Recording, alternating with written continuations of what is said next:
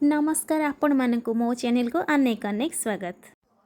आग को गणेश पूजा सहित अनेक पर्वपर्वाणी आसुची सेथिपई आमे आज खुआ पेड़ा बनेबा।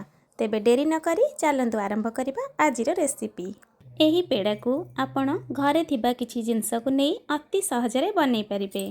वीडियो स्टार्ट करिबा पूर्वरु जदि आपण माने मो चैनल रे नुआ अछंती तेबे जल्दी जल्दी सब्सक्राइब करि नियंतु। फेसबुक आ इंस्टाग्राम रु देखुतिले फॉलो तो निश्चय करिवे। प्रथमे पेड़ा पाई आमे गैस को ऑन करी कड़ाई को बसई नबा। एबे सेथिरे 2 कप क्षीर ऐड करिबा। क्षीर आमर हल्का उषुम हो गलानी। एबे सेथिरे अमूल बा मिल्क पाउडर 1 कप ऐड करिबा। एबे क्षीर आ अमूल को भल भाबे मिसई नबा। एबे हाई फ्लेम रे क्षीर को आमे फुटेइबा।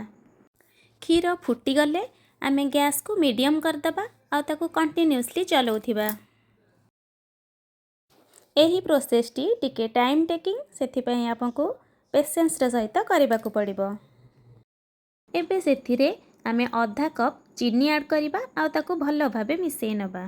क्षीर को आमे एमती कंटिन्यूअसली हाई फ्लेम रे चलेइबा जे पर्यंत सेटा बहळा न होई जाईची। एबे देखंतु क्षीर हमर बहळा होई जाईची। एबे सेथिरे 1 चम्मच गुजराती गुंड 1 चम्मच देसी घी को दबा आ ताको भलो भाबे मिसई नबा।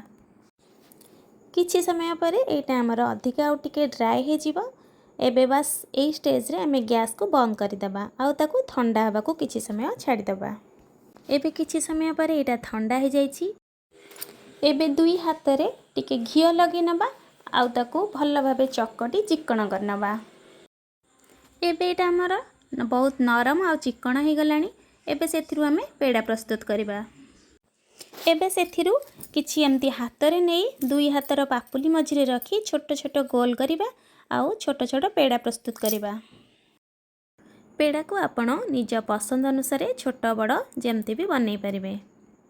पेड़ा को गोल कर सारिबा परे मझिरे एमती आंगुठी साहाय्य हल्का होल करि नेबे जेमती आहुरी सुंदर देखा जिवो।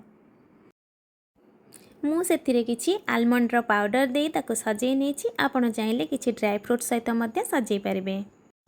जे कौनसी पूजा पर्व रे मात्र अल्प किछि जिंस को नहीं आपण अति सुंदर भाबरे एमती मिठा प्रस्तुत करि परिबे। एबे हमर खुआ पेड़ा खाइबा पई एकदम रेडी हो जाईची। आपण माने मध्य एही प्रोसेस रे खुआ पेड़ा प्रस्तुत करंतु। आ केमिति लागिला मते कमेंट करी निश्चय जणातु। वीडियो भले लागिले लाइक करिवे, कमेंट करिवे, शेयर करिवे आ मो चैनल को सब्सक्राइब करिवे। धन्यवाद।